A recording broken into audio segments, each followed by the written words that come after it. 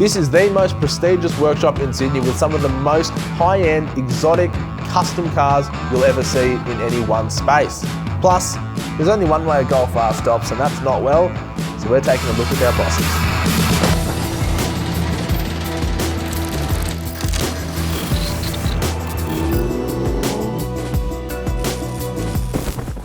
Sambo, you peanut, I see you've got a bush here from your 80 series, yet another flog bush. I think you've done just about all of them now. Correct. Many times over.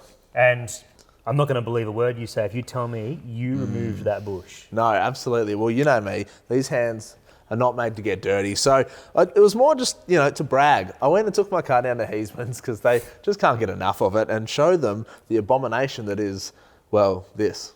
This is a radius arm bush. Was a radius arm bush. Your car's a bit of a black duckling down at Heasmans there. They've got some really cool stuff. They do. I bet you feel bad parking in their workshop. I certainly would. It is actually embarrassing. One of the great things about going down to Heasmans, of course, is checking out the really, really cool stuff they have parked in there on a daily basis. So we thought we'd take you guys along for the ride. Check it out. Well, we're down here at Heasmans, the experts at everything suspension and automotive. Now, we're here for two main reasons today. The first is that in true 80 series fashion, it needs work. The radius arm bushes are completely flogged, and I noticed a couple of my kingpin studs coming loose. So we've dropped that off, and the boys are going to be working on that, getting it back to me today, hopefully. The second reason we're here is because Heasmans are renowned in the industry for having some of the most insane, flamboyant cars of any auto workshop there is. You can probably tell behind me that they are living up to that expectation. So we're going to take you around the Heasman workshop and show you what they've got going on, because, well, it's pretty impressive. What's the 80 series getting done this time? That's always something, I can tell you that much for free. Well, for starters, the passenger side, under the knuckle, the kingpin studs are notorious for flogging out, especially when you're wheeling hard tracks, big tyres, twin locked, and you're asking a lot of your suspension. And, well, I fell victim to a couple of kingpin studs failing. So the team here are going to get the wheel off, get that knuckle off, put some new studs through it. The other thing they're going to be doing is radius arm bushes, because when the suspension works as hard as that Land Cruiser suspension does, they do tend to flog out. Now, I've got the Kinsella Customs flip radius arms in there that are just using genuine Toyota rubber bushes, and the caster correction is taken care of from those custom radius arms, which is why I'm able to run these. These are the new Super Pro hybrid radius arm bushes. Now, this is their new technology made by the gurus at Super Pro here in Australia, but this is a really fantastic product because for a long time, there's been a lot of drama around rubber versus polyurethane bushes in suspension. Polyurethane obviously doesn't flex as much as rubber, but rubber does tend to wear out quicker. Super Pro have got your answer. This is their poly bush made here in Australia, but it's their hybrid version, which means your articulation isn't going to be limited by these bushes anymore. So I'm super excited to get these in and test them out on the tracks and see how they perform. And hopefully the car will drive, I was going to say a heap better, but it's never going to drive that good. Hopefully it just drives. Let's take a look around.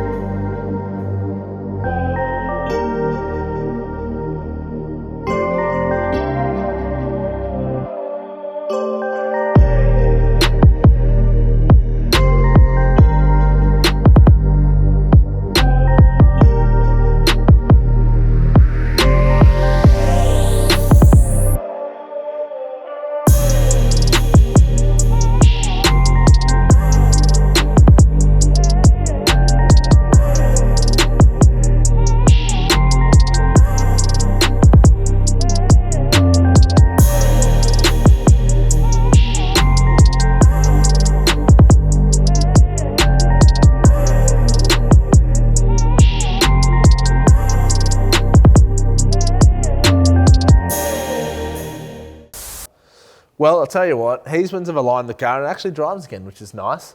And unusual. And unusual, I know. It goes straight, which is absolutely lovely. Now, before we go into the news, and it is a fantastic news segment this week, I need to tell you guys about a bit of a giveaway we're doing over on the socials. You can enter on Facebook and Instagram. You've got to be following us on Instagram, like us on Facebook, but I'm doing 6 weeks of giveaway bonanza. We've already given away a $1,200 SP Tools box, and we've also given away almost $700 worth of GME products, and the next 4 weeks are going to go off too. I'm not going to tell you what to get, what you're going to win, but just know There's some cool stuff. there is some cool stuff. These guys around me know what we're giving away, and it's pretty exciting. Heck, I think James wants to win most of it, but you know, just head over to our socials, have a little look, check it out, because it's going to be pretty sick. On to the news. Yep. This week, mate, everyone in the motorsport world knows Goodwood So good. Festival of Speed. Yep. It's back on. Hasn't been on since 2019. Yep. So we're all really glad to see it happening again. Yep. If you want to check out more, Goodwood have the entire weekend's events up on YouTube there. There's some really cool stuff going around. Something for everybody. Yep. It really is. Stand out to me though, and I'm not a Nissan fan, but in the top 10 shootout, Yep. the R32 HKS GDR Oh, so cool. was third quickest up the hill all weekend, which is absolutely incredible. I think it was 47 to 48 seconds. Yeah, it was quick. Mind-blowing for a 30-year-old car, Yeah. and it's a hell of a drive as well. So Yeah. I think that's a standout for the Yeah, weekend. absolutely. And I mean, looking at the livery on that car, like, it looks as good as it goes, which is really nice to Iconic, see. Yeah, iconic. super iconic. And great to see it driven like that. Yeah. Amongst the others, we had a Group C Spice car, which is if you don't know, a mid-80s turbo Le Mans prototype, effectively. Sick. And fastest up the hill was a McLaren 720S GT3X, which I think is a development of the GT3 car. It was- But that was 45 seconds. Yeah. That is ballistic. Crazy quick. And it was so wide. It was jaw-dropping. I mean, look at the thing. Like, there's a wide car, and then they made it like 10 feet wider. It's sick. And it looks fast. It was fast. Incredibly. Speaking of cool things at Goodwood, the Wells Vertige was unveiled there. Oh, yeah. And, well, the styling is controversial. It's unique. Yeah, I don't hate it, Yeah. but I don't love it. Yeah, it's a bit like that. You don't get a lot of functionality with it. In some ways, very similar to the Jimny Light we talked about in a recent news segment, in that it's actually powered by a 4-cylinder Oh, yeah. motor, a small motor, not turbo, which was kind of surprising for me, but it makes up for that in what it weighs. So how much? It's got to be under a ton, right? Well under a tonne. Well under a tonne. So I think it's going to be quite a force to be reckoned with, that car. And I think it's pretty affordable too, which is exciting to see. Yeah, interesting. I'll be curious to see if we see any of them down here in Oz. Yeah. But hopefully more manufacturers build things like this. Because love it or hate it, it is a break away from the norm, which is That's right. always a good thing. Yeah, and paying a bit of homage to motorsport of the past, which is cool. 100%. So hopefully manufacturers do catch on. Speaking of things that aren't a break away from the norm, or rather don't really break at all, we've got Leon's Golf here. It's always here.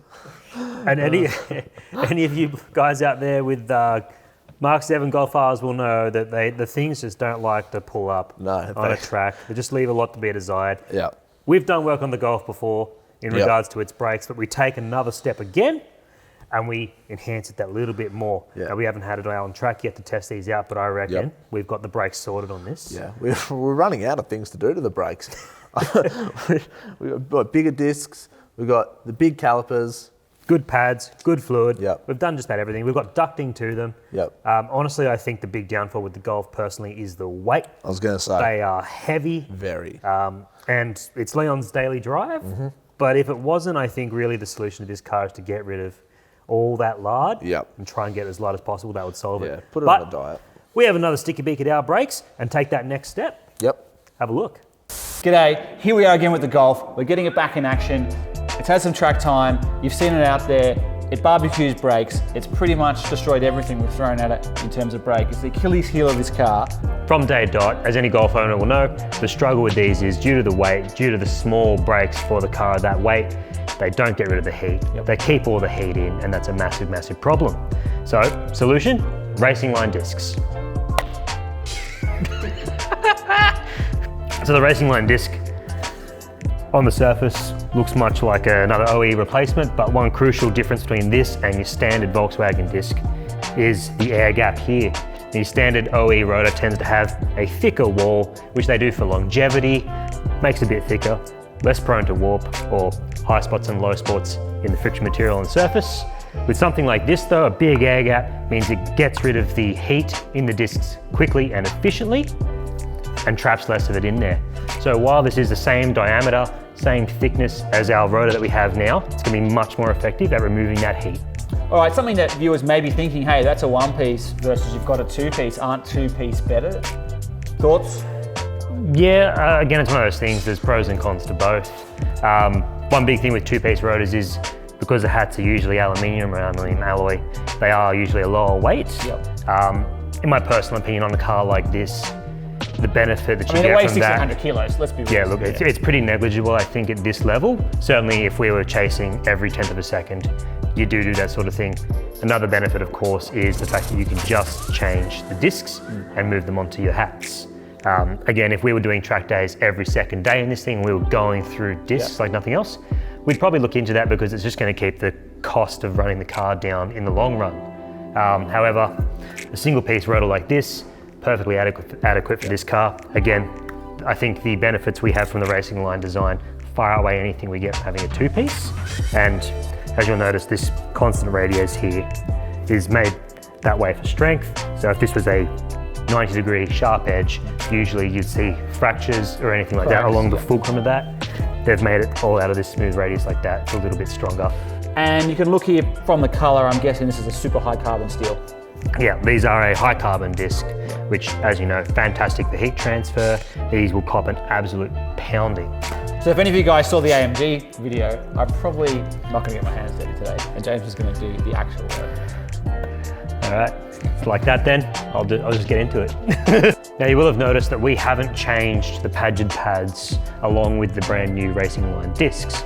And while some people believe that you must change new discs with a set of new pads at the same time, that's not always the case. These Padgett pads have a heap of life left, so we are opting to leave them there. So while we are here, we take the opportunity to inspect our dust seals and our caliper and the pads themselves and make sure they are all okay. And if they require replacing, we will. Now, when you do this, you do still have to follow the standard bed-in procedure.